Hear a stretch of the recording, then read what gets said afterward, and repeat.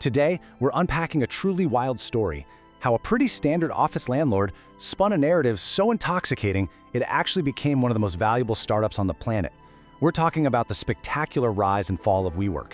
And we're going to zero in on one specific, mind-boggling question. How did this company grow so impossibly fast? Seriously, it's a question that completely stumped traditional real estate analysts for years. I mean, how does a company that basically just rents out desks hit a valuation of $47 billion? To really understand this explosive hyper-growth, we've got to look way past the trendy furniture, the glass dividers, and the free craft beer on tap. We need to look under the hood at the machinery that actually powered the solution.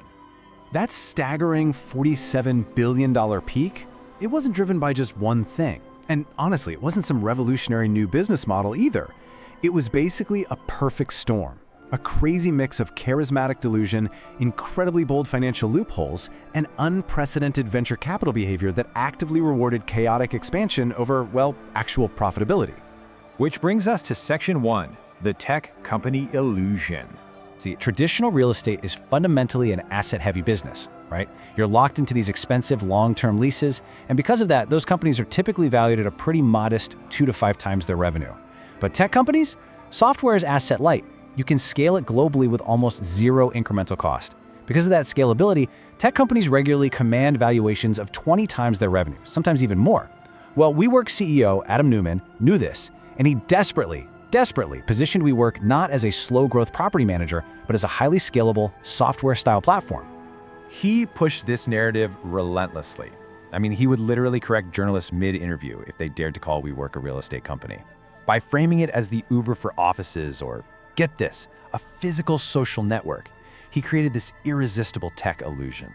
And venture capitalists, terrified of missing out on the next Amazon or Facebook, they totally suspended their disbelief. They threw absolute mountains of money at the company, completely ignoring the reality that WeWork was actually on the hook for massive, highly unscalable property leases. Moving on to Section 2, the cult of Adam. So to physically expand at this blistering breakneck pace, WeWork kind of had to weaponize its corporate culture. Neumann had this incredibly magnetic personality, and he used it to convince thousands of young employees to just completely blur the lines between their personal and professional lives. I'm talking mandatory summer camp festivals and these weekly Thank God It's Monday meetings that literally involve chanting and tequila shots. But underneath all that manufactured party-hard fun, employees were grinding out grueling 60-plus hour work weeks. They took really low pay because Neumann was constantly promising them that their stock options were going to make them millionaires one day. Basically, this massive operational growth was being fueled by sheer human exhaustion, all disguised as a world-changing purpose. In Neumann's rhetoric, it escalated to just staggering levels of grandiosity. He literally told his staff at one point that they could solve the problem of orphans within 2 years, and then, just casually move on to ending world hunger. This hypnotic, reality-distorting field he created totally blinded his young workforce to the low wages and the completely unrealistic deadlines required to rapidly open hundreds of locations all over the globe. Now, let's look at Section 3, the Vision Fund Fuel. Because to grow this big, this fast, you need way more than just dedicated employees, right? You need an astronomical amount of cash. Enter Masayoshi Son and the SoftBank Vision Fund. Masa is a legendary investor, and he's super well known for trusting his gut and betting big on charismatic founders. The story goes, he visited WeWork for a scheduled 2-hour meeting, but showed up late and only had about 12 minutes. Neumann rushes him through a quick tour of an office and a tech lab. They hop into the back of Masa's car, and within minutes, literally minutes, Masa is drafting up deal terms directly on his iPad. Just like that, he bypassed months of traditional due diligence and handed Neumann over $4 billion. $4 billion. And this wasn't just a regular investment, it was essentially a weapon. It gave WeWork a war chest designed for one specific purpose, to simply outspend every single competitor on Earth and buy total market dominance. And here's the kicker. Masa absolutely did not want Neumann to be careful with this money. He explicitly asked Neumann once, who wins in a fight, the smart guy or the crazy guy? Masa said, it's the crazy guy. He literally told him, whatever your current strategy is, make it 10 times bigger. So when you have Mr. 10 times telling an already erratic founder that he isn't being crazy enough, yeah, any remaining operational restraint just entirely vanished. That brings us to Section 4, Blitzkrieg Expansion Tactics. So WeWork starts weaponizing this massive pile of capital to physically force their dominance onto the market at lightning speed. Honestly, it was a blitzkrieg. Instead of aiming for sustainable growth, they used catastrophic financial losses as an actual business strategy. They aggressively poached tenants from smaller co-working spaces by offering them a full year of rent for free. If a company hesitated, Adam told his team to offer 2 years free. And if they really had to, 3 whole years of completely free rent just to obliterate rivals. They blindly overpaid for building leases just to lock them down quickly, and they were onboarding something like 100 new employees every single week. And because Neumann genuinely believed they were a tech company, he felt they needed to diversify, like Amazon or Google. So rather than focusing on making their core office rental business profitable, they just spent wildly on completely unrelated markets. Think about how absurd this is for a company renting out desks. They launched adult communal dorms called WeLive, an elementary school named WeGrow, and dropped over $150 million acquiring Meetup.com. They even bought a major stake in a wave pool company for surfers.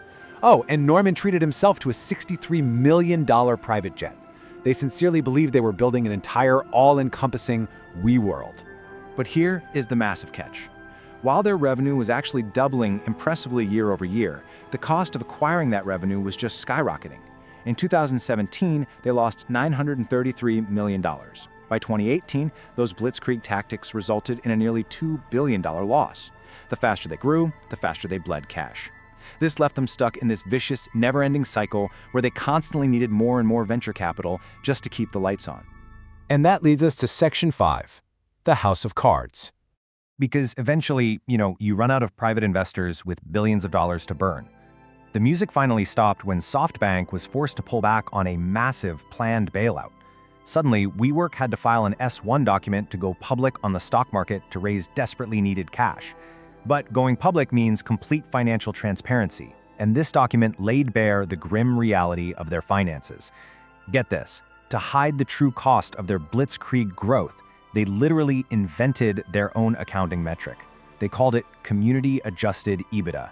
They just magically erased all their massive operating expenses like marketing and administrative costs, claiming, those would eventually fade away.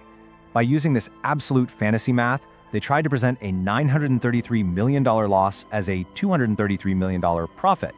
As you can imagine, the Securities and Exchange Commission immediately pushed back on that. And even if the fake math wasn't enough of a red flag, the actual focus of the document really revealed the company's true nature. In a financial document meant to detail a commercial real estate business, the word community appeared 150 times. The founder's name, Adam, appeared 169 times, but the phrase office space, just 9 times. The public market instantly saw it right through the delusion.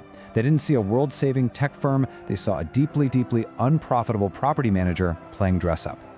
Wall Street analysts dug into the raw numbers and realized a pretty terrifying truth. Despite all this grand vision of elevating the world's consciousness, this company was actually losing a staggering $3,000 every single minute. The IPO was completely abandoned, that $47 billion valuation just evaporated into thin air, and WeWork ultimately spiraled straight into bankruptcy. So as the illusion finally shattered, Adam Neumann was actually paid hundreds of millions of dollars just to walk away, while his exhausted employees were left holding totally worthless stock options. For all of us watching, it serves as this massive wake-up call about the dangers of buying into hype over actual substance. It really forces us to ask a difficult question. Is society just uniquely susceptible to a great story? With venture capitalists constantly hunting for the next trillion-dollar unicorn, we're left to wonder if the modern financial world is destined to repeat this exact same mistake. Thanks so much for joining me on this